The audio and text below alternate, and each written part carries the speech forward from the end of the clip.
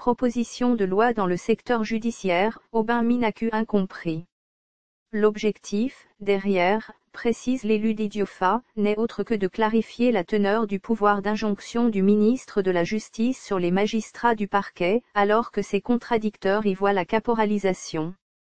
Les propositions de loi déposées au bureau de l'Assemblée nationale, le vendredi 19 juin dernier, par les députés Aubin Minaku et Gary Sakata suscitent des réactions tous azimuts tant dans l'arène politique que dans le milieu des organisations de la société civile. Chaque corporation y va de sa lecture. En gros, les organisations qui ont réagi accusent l'auteur de ces propositions de loi de vouloir mettre les magistrats dans la coupe du ministère de la Justice.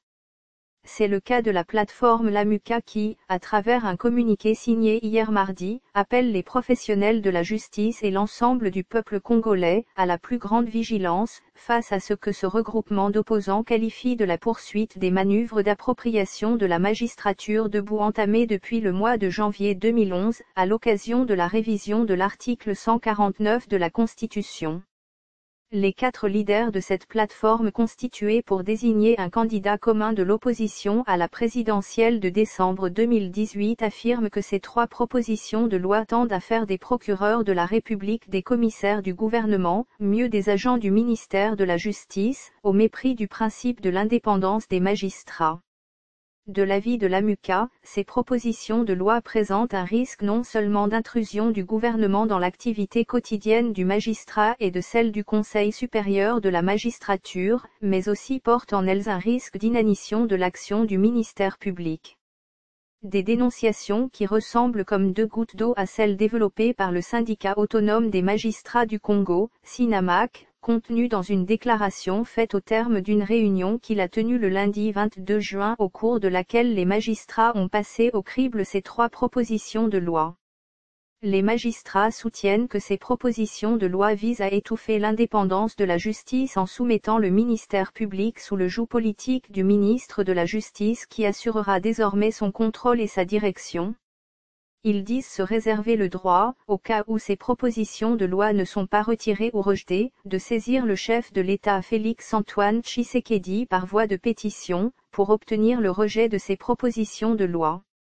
Après lecture minutieuse de ces 3 propositions de loi, le SINAMAC note qu'elles violent la Constitution en ce qu'elles dénaturent son exposé de motifs qui consacre la séparation nette des 3 pouvoirs et qu'elles travestissent la portée des articles 81, 149, 151 et 152 et 220 de la Constitution qui consacrent l'indépendance de la justice, déclare-t-il.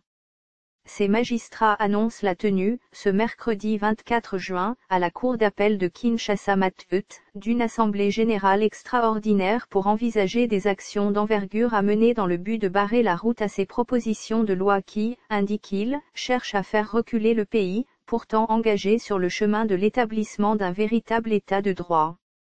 Confronté aux prévisions données par le député national Aubin Minaku, au cours d'une émission sur la radio Top Congo, ces dénonciations donnent matière à réfléchir. Est-ce des intentions que l'on prête à l'auteur de ces propositions de loi? Aubin Minaku est-il mal compris ou il sert effectivement de canal par lequel les officines politiques passent pour caporaliser l'appareil judiciaire congolais? Autant de questions que plusieurs analystes se posent dès lors. Comme s'il le savait, Aubin Minaku a, au cours d'une émission sur la radio Top Congo le week-end dernier, anticipé des réponses à certaines intentions que d'aucuns prêteraient à ces propositions de loi. Il a précisé que l'objectif, derrière, n'est autre que de clarifier la teneur du pouvoir d'injonction du ministre de la Justice sur les magistrats du parquet, pouvoir dont parle déjà la Constitution sans toutefois en préciser la portée.